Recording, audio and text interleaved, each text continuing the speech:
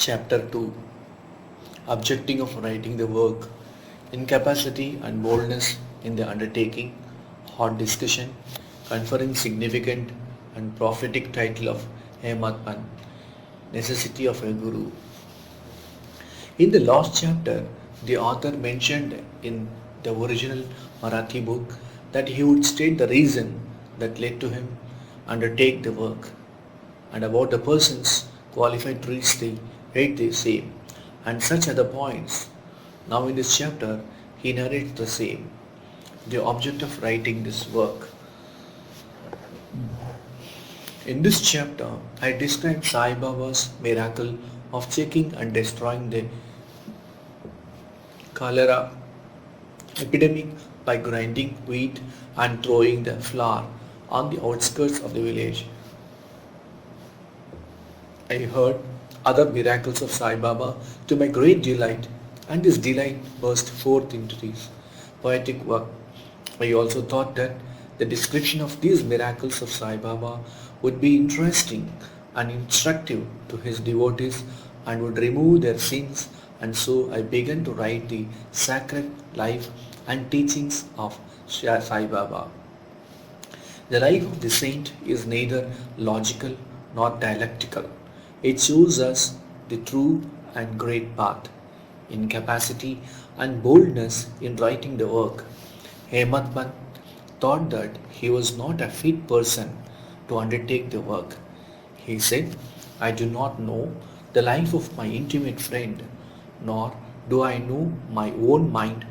Then how can I write the life of a saint or describe the nature of incarnations, which even the Vedas were unable to do?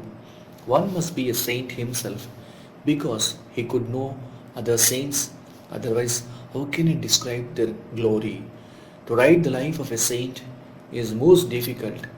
One may as well be able to measure the depth of the seven seas or enclose the sky with cloth trappings. I knew this was the most venturous undertaking which might expose me to ridicule.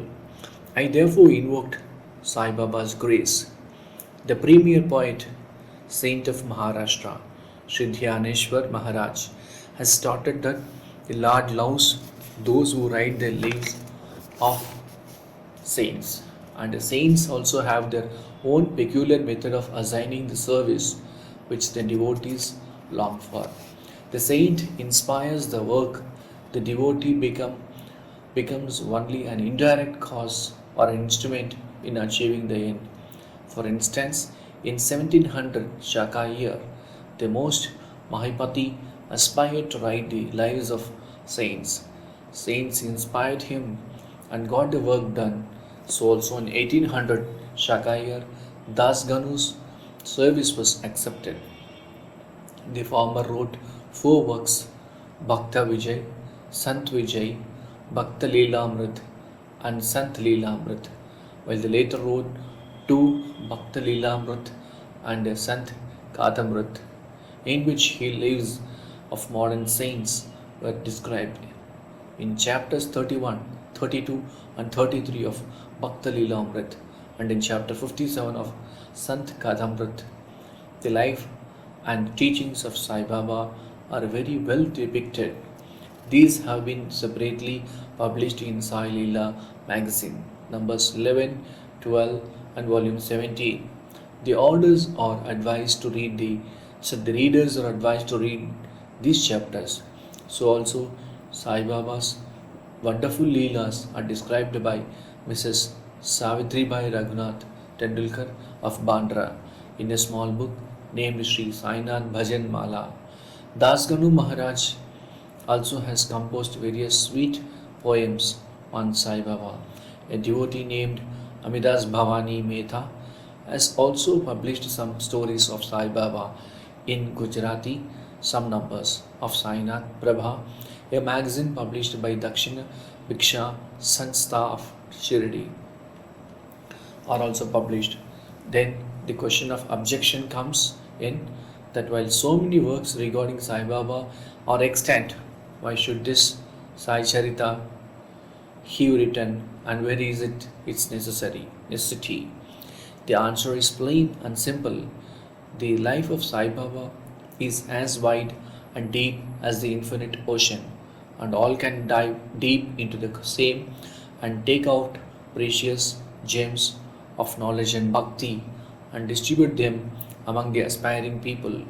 The stories, parables, and teachings of Sai Baba are very wonderful. They will give peace and happiness to the people who are afflicted with sorrows and heavily loaded with mysteries of this worldly existence, and also bestow knowledge and wisdom both in worldly and in spiritual domains. If these teachings of Sai Baba, which are as interesting and instructive as the Vedic lore, are listened to and meditated upon, the devotees will get what they long for, wish union with Brahma, mastery in Eightfold Yoga, bliss of meditation, etc. So I thought that I should collect these stories together. That would be my best upasana.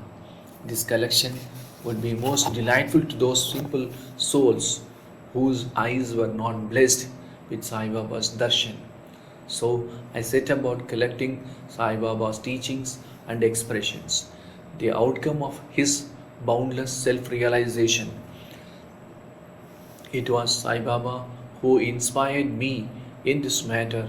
In fact, I surrendered my ego at his feet and thought that my path was clear and that he would make me quite happy here and in the next world. I could not myself ask Sai Baba to give me permission for this work. So I requested Mr. Madhavrao Deshpande, alias Shama, Baba's most intimate devotee, to speak to him for me. He pleaded my cause and said to Sai Baba, "This Anna Sahib wishes to write your biography. Don't say that you are a poor fakir and there is no necessity to write it. But if you agree and help him, he will write, or rather, your grace will accomplish the work. Without your consent and blessing, nothing can be done successfully." When Sai Baba heard his request, he was moved and blessed me by giving me his Udi, sacred ash, and placing his boon bestowing hand on my head said, "Let him make a collection of stories and experiences, keep notes and memos. I will help him. He is only an outward instrument. I should write my autobiography myself and satisfy the wishes of my devotees. He should get rid of this ego, surrender it on my feet. He who acts like this in life, him I help the most. What of my life stories? I saw him in his house in all possible ways. When his ego is completely annihilated and there is left no trace of it, I myself shall enter into him and shall myself write my own life. Hearing my stories and teachings will create faith in devotees' hearts and they will easily get self realization and bliss. Let there be no insistence on establishing one's own view, no attempt to refute others' opinions, no discussion on pros and cons of any subject." Significant and prophetic title. The word discussion put me in mind of my presence to explain the story of my getting the title of Hemad Pant, and now I began to relate the same. I was on close friendly terms with Kaka Sahib Dikshit and Nana Sahib Chandorkar. They pressed me to go to Shirdi and have Baba's darshan, and I promised them to do so. But something in the meanwhile turned up which prevented me from going to Shirdi. The son of a friend of mine at Lonavala fell ill. My friend tried all possible means, physical and spiritual, but the fever would not abate. At length, he got his guru to sit by the bedside of his son, but this too was no avail. Hearing this, I thought, what was the utility of the guru if he could not save my friend's son? If the guru can't do anything for us, why should I go to Shirdi at all? Thinking this way, I postponed my Shirdi trip, but the inevitable must happen, and it happened in my case as follows. Mr. Nana Sahib Chandorkar, who was a divisional officer, was going on tour to Bassein. From Thani, he came to Dadar and was waiting for a train bound for Bassein. Meanwhile, a Bandra local turned up. He sat in it and came to Bandra and sent for me and took me to task for putting off my Shirdi trip. Nana's argument for my Shirdi trip was convincing and delightful, so I decided to start to Shirdi the same night. I packed up my luggage and started to Shirdi. I planned to go to Dadar and from there to catch the train for Manmad, and so I booked myself for Dadar and sat in the train.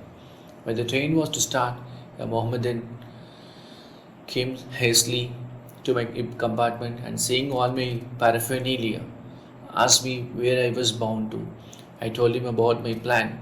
He then suggested that I should go straight to Boribandar and not to wait till at Dadar as the Manmad mail did not stop at Dadar. If this little miracle or Leela had not happened, I would not have reached Shirdi next day as settled, and many doubts would have assailed me. But that was not to be. As fortune favored me, I reached Shirdi the next day before 9 or 10 a.m. Babu Sahib Babu Sahib Dikshit Kaka was waiting for me there. This was 1910 when there was only one place, was Saty's Vada, for lodging pilgrim devotees. After alighting from the Tonga, I was anxious to have darshan when the great devotee Tatya Sahib Nulkar returned from the masjid and said that Sai Baba was at the corner of the Vada and that I should first get the preliminary darshan and then, after bath, see him at leisure.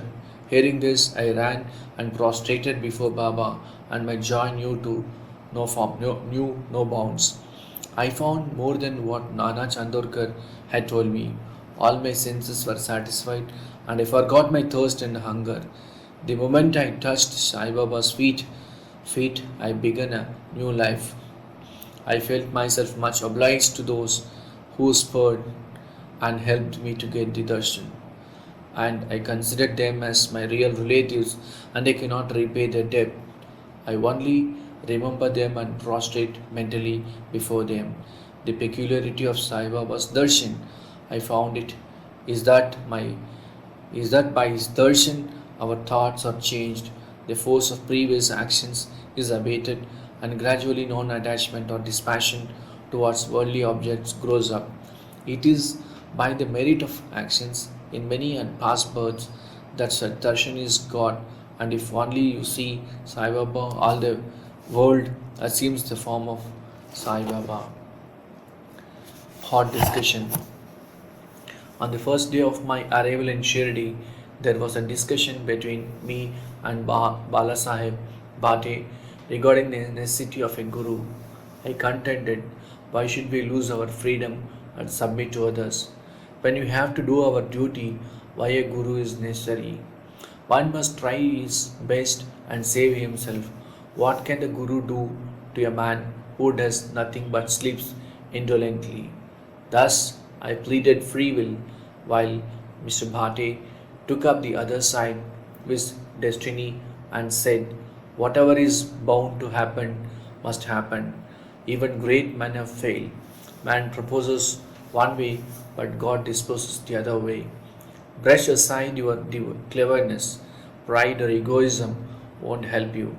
This discussion, with all its pros and cons, went on for an hour or so, and as useful no conclusion was arrived at, we had to stop the discussion ultimately as we were exhausted.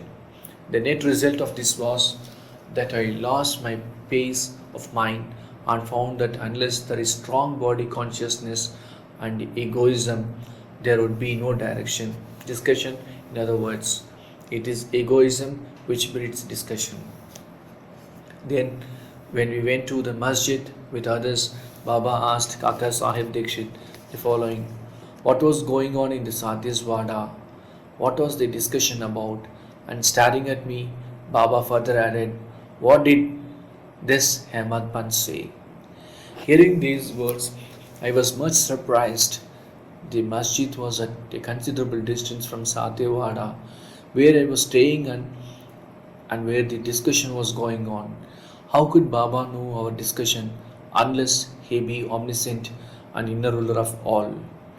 And he be omniscient and inner ruler of us all. I began to think why Sai Baba should call me by the name Hemad Pan. This word is distorted form of Hemadri Pant. This Hemadri Pant was a well-known minister of the kings Mahadev and Ramdev of Devagiri of the Yadav dynasty. He was very learned, good-natured, and the author of works such as Chaturvarga Chintamani, dealing with spiritual subjects, and Raj Prashasti. He invented and started new methods of accounts and was the originator of the Mudhi, Marathi shorthand script. But I was quite the opposite, an ignoramus and mediocre intellect. So I could not understand why the name of little name or little was title was sorry. So I could not understand why the name or title was conferred upon me.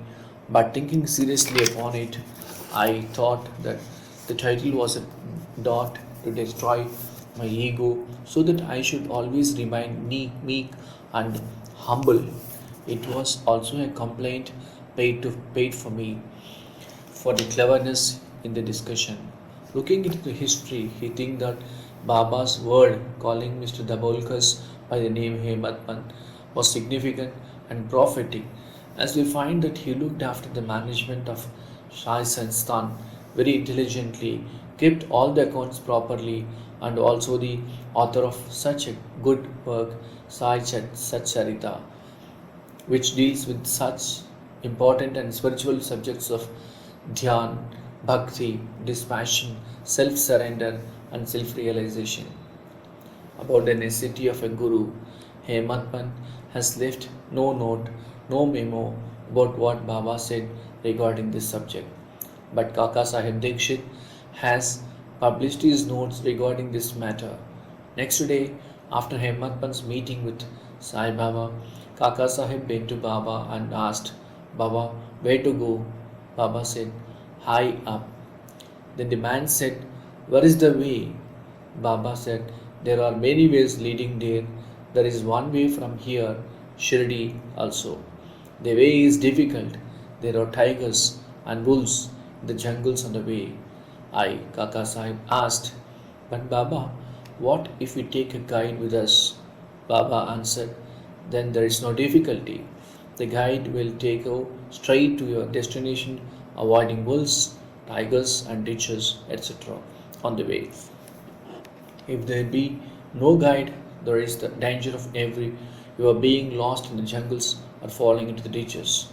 Mr. Dabolkar was present on the occasion and he thought that this was the answer of Baba gave to the question whether Guru was a necessity. White Sai Leela Volume 1, number 5, page 47. And he thereupon took the hint that no discussion whether man is free or bound is of any use in spiritual matters, but on the contrary, real Paramartha is possible only as the result of the teachings of the Guru, as is illustrated in the chapter of the original work in the instances of great avatars like Ram and Krishna, who had to submit themselves to their gurus, Vasishtha and Sandipani, respectively, for getting self realization that the only virtues necessary for such progress are faith and patience. While Sai Charitra, chapter 2, 191 92. Bow to Sri Sai, peace to be all. Om Sai.